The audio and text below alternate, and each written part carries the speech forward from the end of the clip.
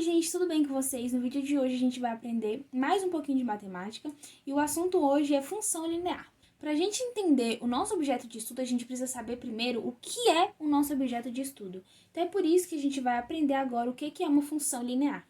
A função linear é uma função onde ela só vai se relacionar com os números reais, ou seja, só vai ter relação dentro do conjunto dos números reais.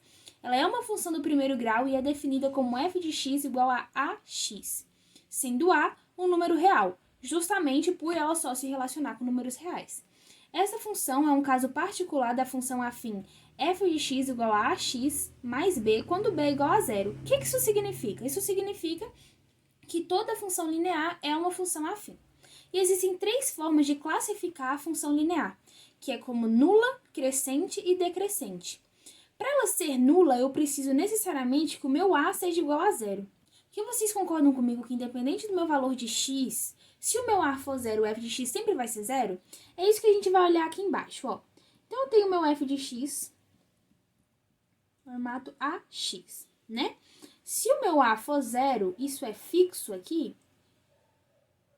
independente dos valores de x, então eu vou chamar aqui x de 1, x de 4 e x de 112.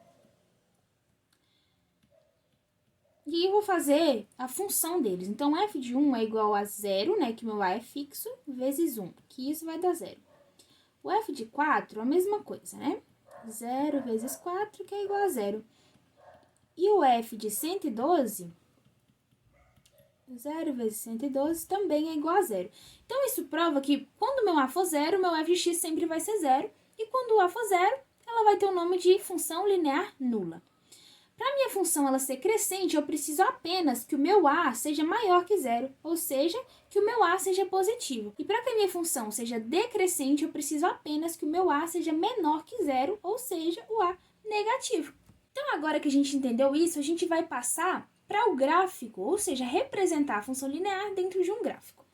Bom, o que a gente precisa saber? Inicialmente, quando a gente vai fazer um gráfico, a gente precisa saber qual é o formato do meu gráfico, né? Qual a aparência do meu gráfico. E por a função linear se tratar de uma função de primeiro grau, o meu gráfico vai ter a aparência de uma reta.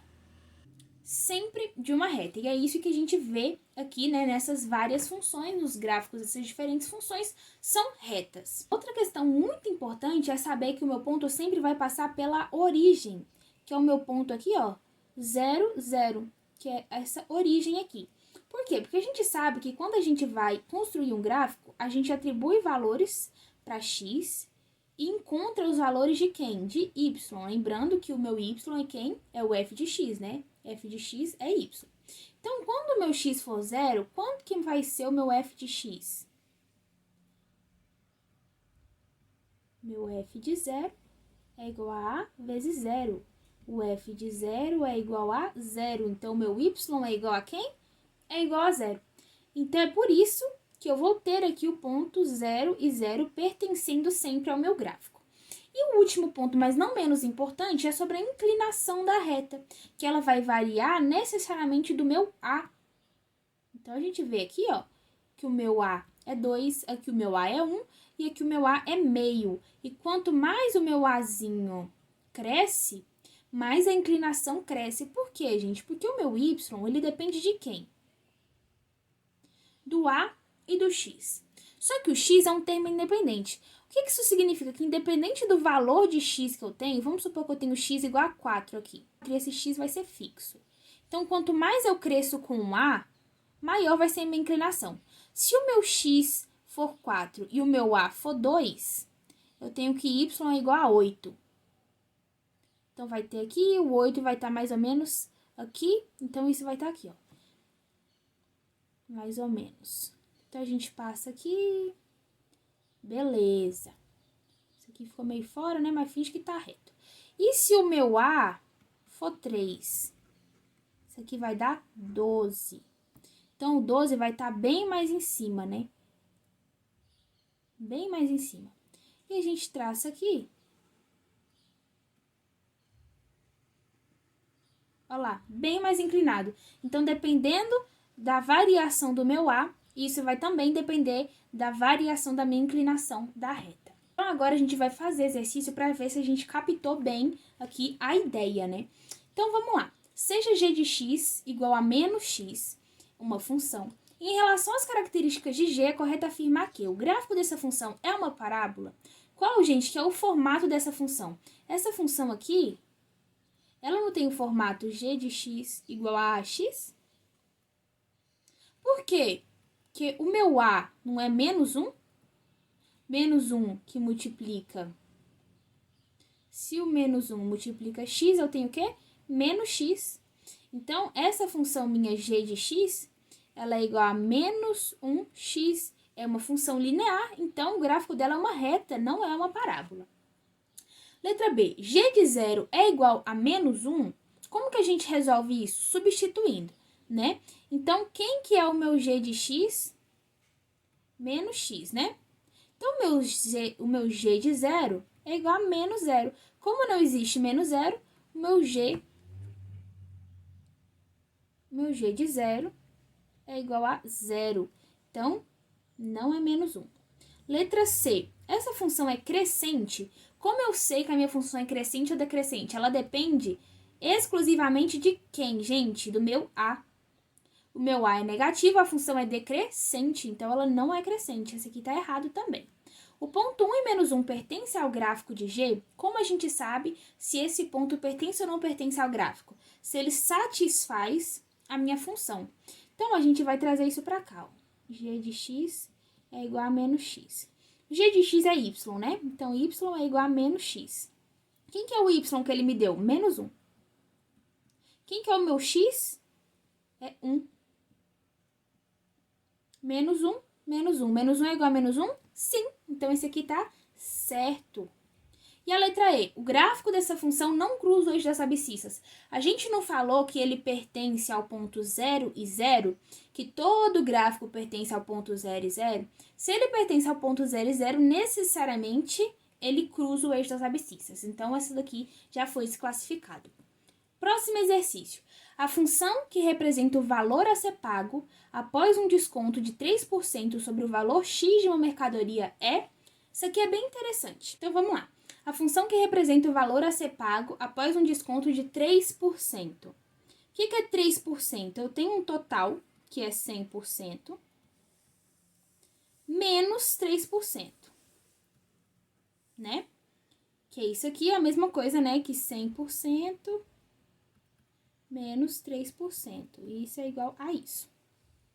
Como que a gente faz aqui no caso de fração? A gente conserva, então, o denominador, por quê? Porque ele é comum dos dois lados, e subtrai aqui em cima. Então, a gente vai ter 97%. E o que é esse 97%? É 0,97. E esse 0,97 é 0,97 do produto X. Então, letra B, 0,97x é a nossa função. Deu para entender, gente? Porque eu tenho um valor aqui total e eu vou tirar, esse é o meu desconto. Então, eu tiro 3%, meu desconto, e eu vou ter um total de 97%, que é 0,97%, mas esse 0,97% é da mercadoria. Por isso, multiplicação. 0,97 de x. Por isso que é a alternativa B. Próxima questão. Na figura a seguir, tem-se o gráfico da função f, onde f de x, meu f de x, y, né? Representa o preço pago em reais por x cópias, então aqui são as cópias de um mesmo original na copiadora Reprodux. De acordo com o gráfico, é verdade que o preço pago nessa copiadora por tem as alternativas aqui. Então, vamos lá. Vamos entender primeiro das funções. Eu tenho aqui um gráfico com um ponto aberto e o ponto fechado. Esse ponto fechado significa que o quê? Que quando a minha função ela está entre 0 e 100, que é essa reta aqui, né? Eu vou ter uma relação de 10 sobre 100 quando o meu x ele estiver entre 0 e 100.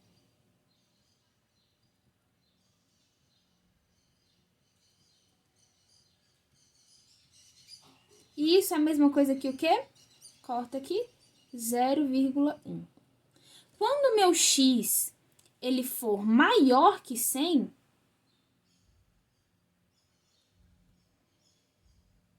eu vou ter o quê? 5 sobre 100.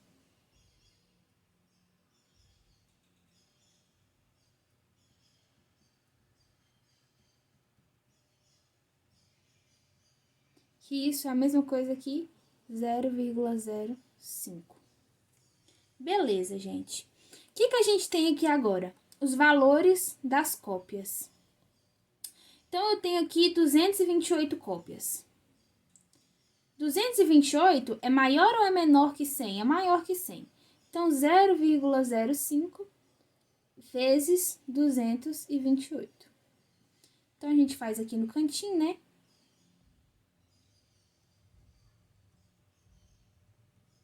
5 vezes 8, 40. 5 vezes 2, 10. Com 4, 14. Vai 1. 5 vezes 2, 10. Com 1, 11. E aí, a gente coloca as vírgulas aqui. Dá 11 e 40. Então, isso aqui já tá errado, né? Já não é essa alternativa aqui. Vamos para a próxima. 193. 193 é maior ou menor que 100? É maior. Então, a gente vai fazer a mesma coisa aqui, né? Então, 193... vezes 0,05. 5 vezes 3, 15. Vai 1. 9 vezes 5, 45. Com 1, 6. Vai 4. 5 vezes 1, 5. Com mais 4, 9. Vem as vírgulas, 9,65. Deu a resposta? Deu a resposta aqui, ó. Então, para 193 cópias do mesmo original, é R$ 9,65. Bom, gente, então o vídeo de hoje fica por aqui. Eu espero que vocês tenham entendido. Até o próximo!